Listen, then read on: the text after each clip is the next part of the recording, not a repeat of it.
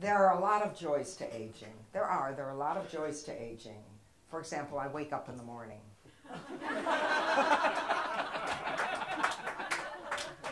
Sometimes I even get out of bed. No more PMS. When I tell you I'm going to kill you, I mean it. You can eat whatever you want. You don't get fat, which is really nice.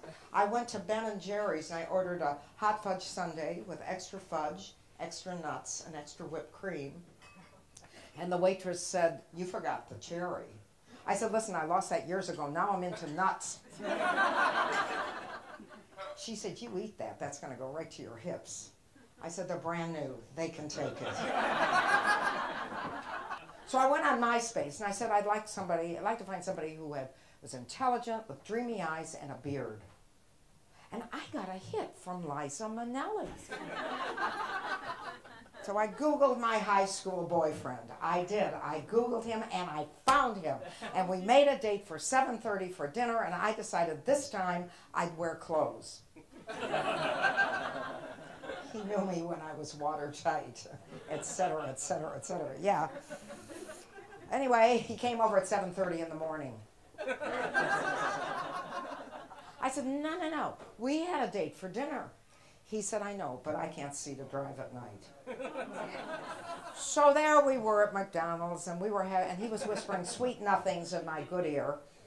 And we were having a spirited discussion about glucosamine when he said, "Whoops, there goes my hearing aid. You'll have to sign." I said, "Listen, Buster, if this is on me, you're not. They don't pay, I don't play. I don't care how long I've known that's yes.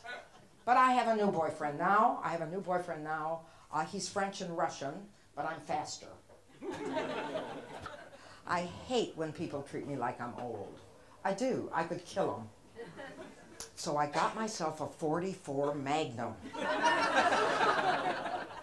Listen, if they give me life, how long can it be, right? Yeah. And I get myself 3 meals, a bed, and a bitch. I'm not sure I could handle the bitch, but I'm pretty sure she'll handle me. Which is quite a change from the home. You know, things have changed so much. Vocabulary has changed so much since I was young. I mean, we cooked in a pot. A crack was a defect in the sidewalk. And pulling out was a dental procedure. Right? When you had an affair, you invited a lot of people over and got someone else to cook. Didn't that happen? Yeah, right?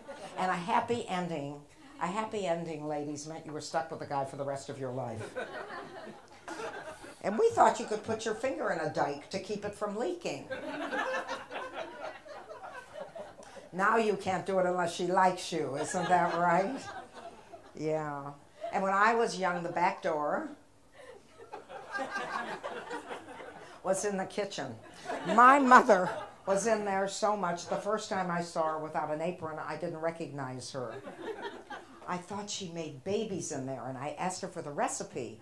And she said, "Your husband will know it, but ignore him." That is a Jewish remark. It might be Catholic too, but I know it's Jewish. Anyway, I said, no. I thought when you got married, you got a baby. Didn't you? Baby, yeah, right. She said, "No, you get an expensive dress." I said, "Well, how do you get a baby?" She said, "You get drunk." I said, "No, what about sex?" She said, "Nice Jewish girls don't do that." So I became an atheist. With a mother like that, who needs God? Isn't that right? Yeah. We were very innocent in the 50s. We really were. We didn't talk about sex the way you do. I mean, when my dates talked about down there, I thought they meant Australia. And when they wanted to go there, I took them to a travel agent. And she had all the fun. Yeah, and you know, we would hint. This is in the 50s. That's when I was dating. And men in the 50s, you know, you would hint. And men in the 50s never got it, which is why they never got it. Isn't that right? Anyway, first time I saw a naked man was on my wedding night. Does anybody here have the faintest notion what a wedding night is? No, nobody does. When the pill came in, the wedding night went out, didn't it? Yeah, that's right. Well, first time I saw a naked man was on my wedding night. He came out of the bathroom, and I looked at him, and I said, "Oh, my God, what are we supposed to do with that thing? Throw horseshoes?" And he said, "No, this is how you pay for that expensive dress." I've given up my car, and I skateboard around town. The reason that I skateboard around town, is, as I will explain, is because of the way I drive these days. My driving habits have changed a great deal since that day in 1949. I always love to tell this joke so that I remind myself that I'm not young anymore. 1949 is when I was 16. And that's when you could learn to drive in the States. And in the States, they taught you at the Automobile Club. Now, where do you all learn? You learn in private people teach you, don't they? We went to the Automobile Club, and we learned on Willys Jeeps. Is there anybody that knows what Willys Jeeps were? Yeah, they were used in the trenches in World War II.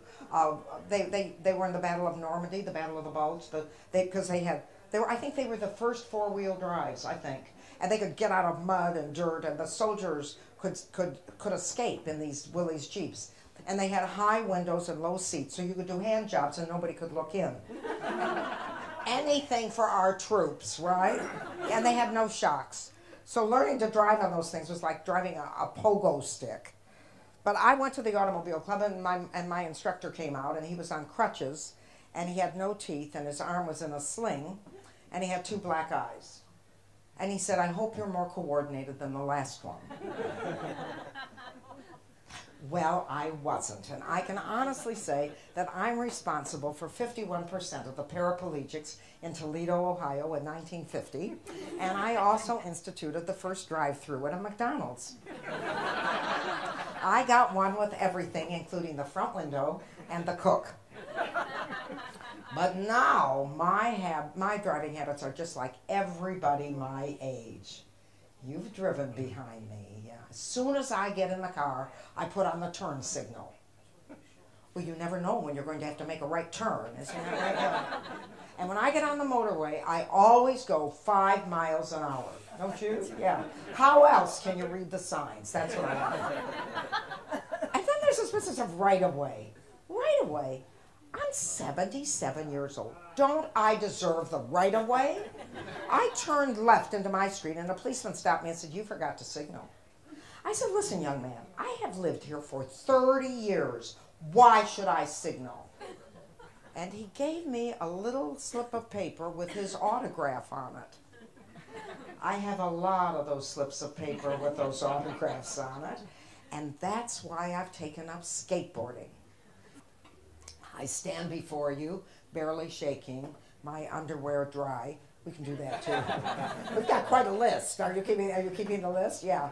And everybody wonders why I have so much energy. And the reason I have so much energy is because I don't do what you do all night. I sleep. And I don't have somebody with a full diaper and a runny nose expecting me to bake him cookies and tell him I love him, because I divorced him. Actually, the reason that I am in such good shape, always remember this, people, is because of my attitude. Attitude is everything. I got my attitude from my mother. I got a lot of things from my mother, which is why I've been in therapy for 70 years. My mother yelled at my father so much that when she died, he thought he'd gone deaf. But my mother thought she had very good advice for me. She said, "All nice girls get married." Did your mother pull that crap on you? Your mother was liberated. Yeah, did yours? Yeah, here's one that suffered. Yeah, all nice girls get married. But have you looked at our choices, ladies? I don't want to hurt your feelings, guys, but have you looked? Yeah, there are 2 kinds of men. Actually, in Brighton, there are 3. There's the kind that smoke Marlboros, don't wear condoms, and beat their wives. There's that kind. I married one of those, and I can still remember his throwing me across the bed and saying, "I can't do it, I can't do it." And I said, "Can't do what?" He said, "I can't grow a mustache." I said, "Never mind, I can." Always, always the enabler. Let me tell you a little bit about him. He was an interesting man. He was very small. very small. And my mother-in-law, when we were engaged, my mother-in-law took me to a butcher shop, and she showed me a little 2-pound chicken. And she said, that's how big he was when he was born. I said, nothing much grew, did it? He couldn't see real well, so when he went to bed, he'd take off his glasses and he'd say, where are you? And I said, if you can find me, you can have me. Which is why I'm still a virgin. The other guy was a different kind of guy. The other guy I married, he was the kind who loved his mother, he did your nails, and he danced in the ballet. You should say, somebody got it. And trust me, I didn't. You should have seen him in tights. What a waste. What a waste. Well, anyway, on our wedding night, I caught him with the bellboy. And I said, what are you doing? He said, I'm showing him my pas de deux. I said, then why is he crying? He said, because he wanted a tip, and I gave him the whole thing. At the divorce, the judge said, and this is absolutely true, the judge said, thank God there were no children. I said, had there been children, there would have been a second coming. And God knows there wasn't a first.